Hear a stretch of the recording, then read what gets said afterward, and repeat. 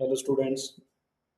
आज हम आपका साइकोलॉजी का welcome to your psychology class first chapter जो होता है ग्रोथ एंड डेवलपमेंट वो डिस्कस करेंगे। Psychology of education most important subject है आपके लिए। ये ऑलमोस्ट आपके बीएड कोर्सेज में भी आता है, आपके आईटेक कोर्सेज में भी, सभी कोर्सेज में आता है साइकोलॉजी, है ना। क्यों? और ये सबसे इम्पोर्टेंट, अगर मेरी मानी जाए, सबसे इम्पोर्टेंट सब्जेक्ट है आपका ये in education field. Why? Because जो भी पी टेट सी टेट सारे एग्जाम्स आते हैं वो इसी से ही आते हैं। ज़्यादा साइकोलॉजी बेस्ड ही क्वेश्चंस होते हैं। तो मेरी ये जो कोशिश है यूट्यूब वीडियो बनाने की, ये कोशिश यही है कि मैं इसको आपका एग्जाम ओरिएंटेशन भी रखूं, प्लस कंक्रीट एग्जांपल्स जो कि इंडिया में मिसिंग है। अब कोई भी बुक उठा लो, आप कोई भी वीडियो कॉल, मुझे पता नहीं, लेकिन मोस्टली जो है कंक्रीट एग्जांपल्स और इंगेजिंग स्टोरी बेस्ड, कि इसको एक्चुअल लाइफ में हम कैसे प्रैक्टिस करें। प्याजे की थ्योरी सभी को पता है, लेकिन एक्चुअल लाइफ में क्या मीनिंग है। गोलबर्ग की थ्योरी सभी को पता है, एक्चुअल लाइफ में क्या मीनिंग है। केस स्टडीज बेस्ड मैं जो आपको ये वीडियोस बनाऊंगा, ठीक है। और ये इंगेजिंग रखूंगा मैं, सिर्फ कंटेंट हैवी नहीं होगा, इसमें बातें भी होंगी ज़्यादा।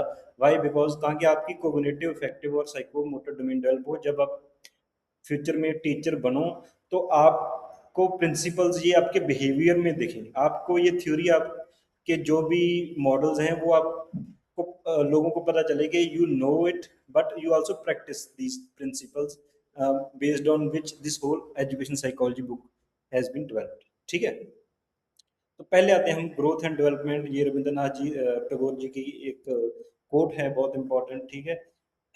उसके बाद हम आते हैं स्टोरी से। हम सारी जो आपकी बुक के सारी चैप्टर्स हैं, जहाँ जो आपकी ये मेरी वीडियो होगी एजुकेशन साइकोलॉजी की, हम स्टोरी से स्टार्ट करेंगे, ठीक है। Asha at 6 months 6 years and 16, देखो, at 6 months Asha reached for objects, her motor cortex was melanating rapidly. At 6 years she had entered class 1 and could write her name but not yet understand that yesterday's 10 rupee plus today's 10 rupees equal 20. She was in Piaget's pre-operational stage. जब 16 साल की हुई, she argued abstract moral philosophy with her teachers experience what पियाजे called formulation. ये एक आशा की story है, आपकी भी स्टोरी हो सकती है, मेरी भी स्टोरी है। हमारी कैसे cognitive thinking, cognitive abilities with time develop होती हैं, ठीक है। Three radically different minds, all shaped by the interplay of biology, which is growth, and experience, which is development, ठीक है। तो ये चीजें हम सीखेंगे कि कैसे ह्यूमन बीइंग की डेवलपमेंट, कोग्निटिव डेवलपमेंट होती है, और जब बाकी तरीके की डेवलपमेंट्स होती हैं, और क्या डेवलपमेंट क्या है, ग्रोथ क्या है, उसके प्रिंसिपल्स क्या हैं, डेवलपमेंट के डिफरेंस क्या है ग्रोथ एंड डेवलपमेंट का। ये इंपॉर्टेंट इंपॉर्टेंट पार्ट हैं इस चीज के, ठीक है। तो स्टार्ट करते हैं। By end of this lecture you will be able to, क्या क्या सीख लोगे आप ग्रोथ और डेवलपमेंट में डिफरेंस सीख जाओगे, की प्रिंसिपल्स ऑफ डेवलपमेंट सीख जाओगे, what are the main types of development, physical, cognitive, social, ये सीख जाओगे। एरिक्सन की साइको सोशल स्टेजेस क्या हैं, कंपेयर करोगे Indian and western perspective on child development. ये मैंने खास तौर पे रखा है क्योंकि आजकल Indian government Indian knowledge system पे बहुत काम कर रही है, तो हमें अपना भी पढ़ना है कि ये सारी जो मोस्टली साइकोलॉजी है, एजुकेशन साइकोलॉजी, ये वेस्टर्न पर्सपेक्टिव से पढ़ाई जाती है, क्योंकि सारी फाइंडिंग्स जो हैं वो सारी वेस्टर्न से आती हैं ज़्यादा, है ना। तो हमें इंडियन पर्सपेक्टिव भी पढ़ना है, और लास्ट में हम उसको क्रिटिकली इवेल्युएट करेंगे। ये सारे लेक्चर्स का आपका फॉर्मेट रहेगा शुरू से लेके एंड तक।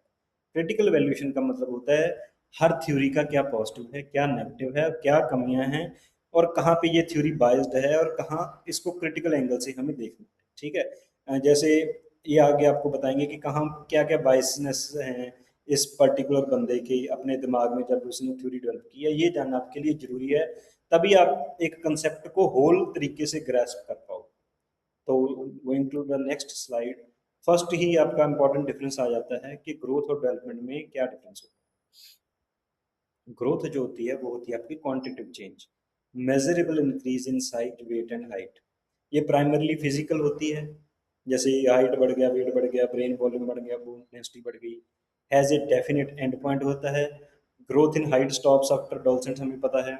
Measured in centimetres, kilograms and millimetres होती है। And governed by genetics and nutrition and health, इसमें गवर्न होती है। एग्जांपल इसकी मान लो कि चाइल्ड है, बर्थ पे 50 सेंटीमीटर उसकी हाइट है, फिर उसकी क्या होगी 100 सेंटीमीटर, तो ये होगी उसकी ग्रोथ। जब हम इसको डेवलपमेंट से कंपैरिजन करते हैं तो डेवलपमेंट होती है qualitative change, growth quantitative change, development is qualitative change. क्वालिटेटिव चेंज का क्या meaning, means improvement in function, complexity and organisation. For example, पहले आपने खाना बनाना सीखा, बिल्कुल एक स्किल है, खाना बनाना सीखना एक स्किल है, वो बेसिक आती थी आपको, चाय बनाना सीख लिया, थोड़ा बहुत सीख लिया। फिर उस स्किल में आप धीरे धीरे विद टाइम आप उस स्किल में एडवांस होते गए, ठीक है। फिर आप और नए नए तरीके की डिशेस बनाने लग गए, और चीज़ें बनाने लग गए। आपकी उस स्किल में फंक्शन में भी इम्प्रूवमेंट आ गई, कम्प्लेक्सिटी भी आ गई, और ऑर्गेनाइज भी अच्छे तरीके से होने लगी। सिमिलरली बच्चा है, वो पहले सिंपल वन वर्ड बोलता है, फिर दो वर्ड्स बोलता है, फिर बड़े वर्ड्स बोलने लग जाता है, तो उसकी डेवलपमेंट होगी किसकी, कौन सी, लैंग्वेज डेवलपमेंट, ठीक है। तो इसी तरह सोशल डेवलपमेंट है, इसी तरह इमोशनल डेवलपमेंट है। तो डेवलपमेंट आपकी क्या होती है, change in, qualitative change in function, complexity and organisation. तो इसमें सारी चीजें आ जाती हैं। ग्रोथ में सिर्फ प्राइमरली क्या था, फिजिकल, इसमें कोग्निटिव, सोशल, इमोशनल, मॉरल भी आ गई। Continues across life span, no definite end point, can not be easily measured, shaped by genetics. और इसकी एग्जांपल देखो आप ध्यान से, एग्जांपल क्या है इसकी, shape, child moving from babbling to meaningful sentences to abstract argument. जैसे मैंने पहले, माँ बोलता है, फिर बोलता है, ये क्या होगी बैबलिंग, फिर बोलता है मम्मा खाना खाना है, ये हो गया मीनिंगफुल सेंटेंस। फिर बोलता है मम्मा खाना खाना है बिकॉज मुझे भूख लगी है, ये हो गया अब्स्ट्रैक्ट आर्गुमेंट। क्यों, इसमें बोल रहा है बिकॉज, इस करके, इसलिए, आपने मुझे मारा था इसलिए आज खाना नहीं खाऊंगा, ये हो गया अब्स्ट्रैक्ट आर्गुमेंट्स, ठीक है। तो ये विद टाइम लैंग्वेज डेवलपमेंट ऐसे होती है। Important distinction, development includes growth, but growth alone is not a development. Okay, so next, our next slide, development की definition. Development is the progressive series of orderly coherent changes directed towards maturity, involving quantitative growth, इसमें quantitative growth भी होती है, alongside qualitative reorganization, किसकी, structure, function and behavior throughout the lifespan, इसको बोलते हैं development. जैसे ए बी हरलॉग की डेफिनेशन है, development is not limited to growing larger, it consist of progressive series of changes towards the goal of maturity. तीन important word हैं इसमें, progressive, move forward, मतलब पहले साइकिल चलाना सीख लिया, 10 साल नहीं चलाया, फिर भूल गए, तो क्या ये डेवलपमेंट होगी, नहीं। आप क्या है, फॉरवर्ड नहीं मूव हुए, फिर पीछे आ गए।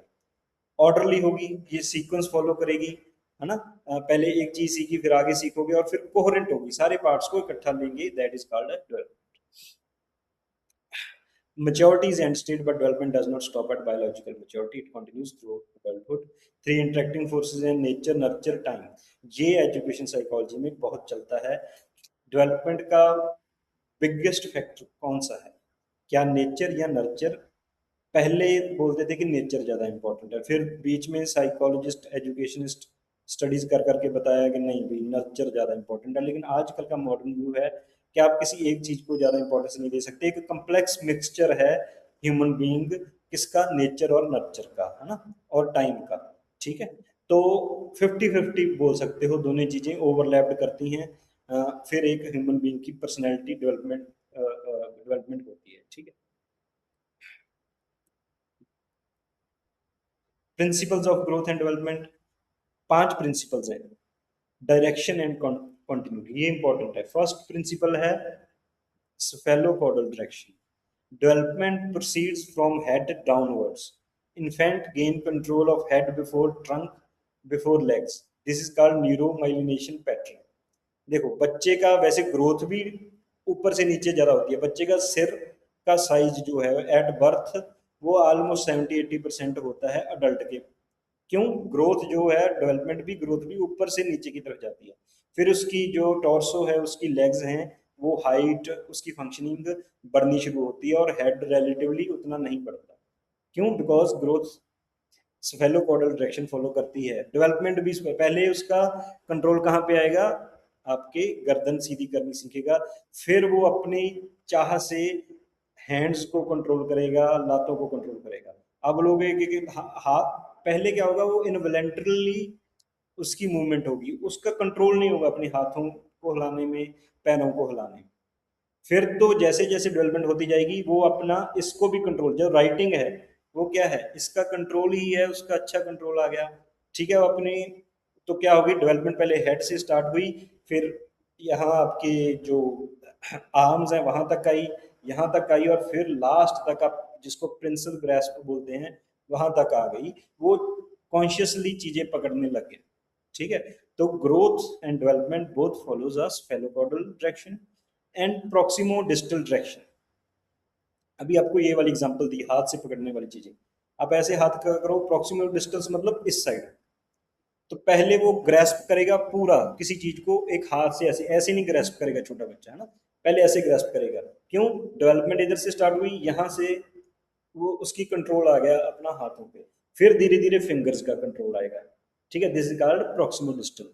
सो development proceed from centre outward, core muscles before fine motor skills. This is important. Core muscles before fine motor skills, gross motor before fine motor. Gross मतलब इस सारी चीजों को ऐसे पकड़ना है, इसको ग्रॉस बोलते हैं। फाइन मतलब ये वाली, और आपकी फिंगर से कंट्रोल करनी चीजें, फिंगर्स को कॉन्शियसली यूज करना। ठीक है, that is fine motor skills. दो प्रिंसिपल हो गए। थर्ड प्रिंसिपल है principle of continuity. Development is a continuous process, never stops, no gaps, even sleep involves brain consolidation of learning. आप सोते भी हो तो आपकी जो डेवलपमेंट है, जो सारा दिन आपने सीखा, वो बॉडी को मैनेज करने में, रात भी आपकी डेवलपमेंट में हेल्प करती है। Principle of sequentiality, orderly progression. इसका मतलब क्या है, बच्चा जन्मेगा तो दुनिया में ये नहीं होगा कि पहले वो भागना सीखे, चलना सीखे, फिर बैठना सीखे, सीक्वेंस में चलेगी डेवलपमेंट। ठीक है, stages follow a fixed order.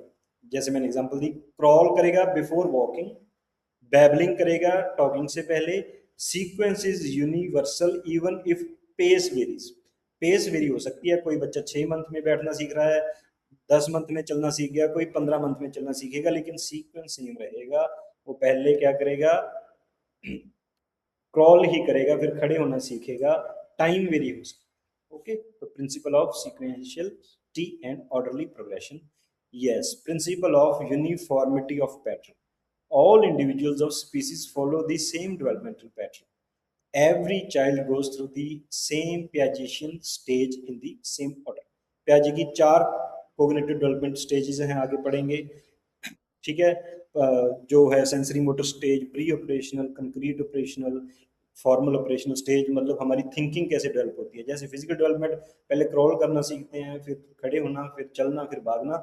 इसी तरह कोग्निटिव एबिलिटीज आपकी सबसे पहले क्या होती हैं, सेंसरी मोटर, फिर प्री ऑपरेशनल, फिर कंक्रीट एंड फिर फॉर्मल। ये जब आप पढ़ेंगे तब हम 5 प्रिंसिपल हो गए।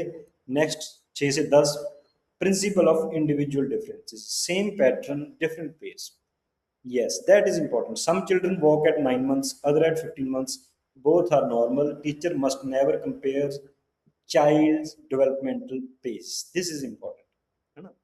और इंडिया में ये होता है कि वो तो बोलना सीख गया, वो तो पहले चलना सीख गया। नहीं, हर बच्चे का इंडिविजुअल पेस है, आपको उसकी रिस्पेक्ट करनी है, आपका सर शो करना है, लेकिन ब्लेम नहीं करना, डीमोटिवेट नहीं करना, बोलना कि ये भी सीख जाएगा, थोड़ी सी ये चीजें कर लो, बोलना सीख जाएगा, चलना सीख जाएगा, काम करना, लिखना सीख जाएगा। लेकिन कि आप इस एज का बच्चा कर पा रहा है तो वेल एंड गुड उसके कंपैरिजन, लेकिन आपने कभी भी बुरे तरीके से उसको कंपेयर नहीं करना as a educator. Principle of integration 7, global to specific. Development moves from undifferentiated mass activity to specific skilled action. A newborn's grasping reflex gradually become the refined pincer grip. ठीक है, पहले सारी चीजें ऐसे पकड़ेगा, फिर ऐसे पकड़ेगा, ये सारी स्किल्स में ही है। फुटबॉल प्लेयर्स हैं, पहले गोल कैसे मारेंगे, ब्रॉड किकिंग मारेंगे, जैसे जैसे एडवांस करते जाएंगे, आप देखो कितने अभी वर्ल्ड कप को खेला है, कितने एंगल से कैसे वो उसकी क्या होगी डेवलपमेंट, क्या होगी, ग्लोबल टू स्पेसिफिक होगी, वो बिल्कुल स्पेसिफिक हो गया अपने काम। ठीक है, हर सारी स्किल्स में हमारी क्या होती है, पहले ग्लोबल होती है, फिर उसको स्पेसिफिक, जैसे जैसे टाइम होता है, जैसे जैसे प्रैक्टिस करते हैं, वो होती रहती है। Interrelation of growth and development, your 8th point. Physical health affects cognitive functions, yes. Emotional security affect social behaviour, all domains are interdependent. इसकी मैं आपको एग्जांपल देता हूँ। अगर बच्चे ने चलना नहीं सीखा तो उसकी सिर्फ फिजिकल डेवलपमेंट लैग नहीं हो रही, उसकी सोशल डेवलपमेंट भी लैग हो रही है, उसकी कम्युनिकेशन लैंग्वेज डेवलपमेंट भी लैग हो रही है। अगर बैठा ही है तो अपने पेरेंट्स और कुछ ही लोगों से बात कर पाएगा। अगर चलना सीख गया है तो बाहर 100 तरह के लोग मिलेंगे, उसको हेलो हाय करेंगे, तो वहां से उसकी लैंग्वेज डेवलपमेंट भी होगी। ठीक है, तो आपकी एक डेवलपमेंट का लैग सिर्फ उसी डोमेन में लैग नहीं होता, वो बाकी डोमेन्स में भी स्पिल आउट करता है। ठीक है, लेकिन इसको मैंने वही बोला, आपकी जो आपकी वोकेबलरी है वो डीमोटिवेशन टाइप नहीं होनी चाहिए, आपकी वोकेबलरी पॉजिटिव ही होनी चाहिए कि हाँ, अगर इस चीज पे हम पेरेंट्स को बोल सकते हैं आप नहीं ध्यान दोगे तो बाकी चीजें भी आपकी सफर कर सकती हैं। पढ़ाई लिखाई पे नहीं ध्यान दोगे तो बाकी मॉरल डेवलपमेंट, सोशल डेवलपमेंट सफर कर सकती है। फिजिकल डेवलपमेंट पे नहीं ध्यान दोगे तो भी इमोशनल डेवलपमेंट सफर कर सकती है, because these are interrelated things. ठीक है, तो हमें एज ए एजुकेटर पेरेंट्स को भी ये बताना है और खुद भी इस चीज का ख्याल रखना है कि गेम्स पीरियड भी उतना ही इंपॉर्टेंट है। फिजिकल डेवलपमेंट होगी, दिमाग में ऑक्सीजन जाएगी तो थोड़ा ब्रेन अच्छा काम करेगा, कोग्निटिव डेवलपमेंट भी होगी। दैट्स वाई ये सारी interdependent. Principle of optimal tendency. Each individual tends to develop towards their maximum potential when the environment is supportive. ये मैस्लो और वाइगोस्की दो बहुत ही प्रोमिनेंट एजुकेशनिस्ट हैं, साइकोलॉजिस्ट हैं। जब पढ़ेंगे तो बताएंगे। Both reflect this principle. क्या बोलते हैं, हम सभी में अंदर टेंडेंसी है ये सारे डोमेन्स में अच्छा करने की। कोई नहीं चाहता मेरी फिजिकल डेवलपमेंट ना हो, कोई नहीं चाहता मेरी कोग्निटिव डेवलपमेंट ना हो नहीं पाती अलग बात है, लेकिन सभी में इनहेरेंट टेंडेंसी है। अच्छा एनवायरनमेंट मिले, अच्छी बुक्स मिले, अच्छा प्री स्कूल स्कूल मिले तो कोग्निटिव डेवलपमेंट भी हो सकती है। अच्छी फिजिकल एक्टिविटीज हो, अच्छा खाना हो, फिजिकल डेवलपमेंट अच्छी हो सकती है। अच्छे लोगों से बात करने को मिले, सोशल डेवलपमेंट हो सकती है। इमोशंस कोई हो जो आपके इमोशंस को समझता हो, जहाँ पे आप फ्रीली इमोशंस अपने एक्सप्रेस कर पाएंगे तो भी इमोशनल डेवलपमेंट होगी। तो एनवायरनमेंट बहुत ज़्यादा जरूरी है। और सभी बंदे ऑप्टिमल टेंडेंसी की तरफ, कोई नहीं बनना चाहता कि आप उसको लेबल करो कि ये तो नालायक है, ये तो इसको ये नहीं आता। सभी चाहते हैं, क्यों? Because principle of optimal tendency. Okay, last is influence of heredity and environment. ये इंपॉर्टेंट है। Development is neither purely genetic nor purely environmental. The epigenetic interplay between genes and experience shapes every trait. This is called epigenetic interplay. Epigenetic मतलब genetics और environment का complex interaction.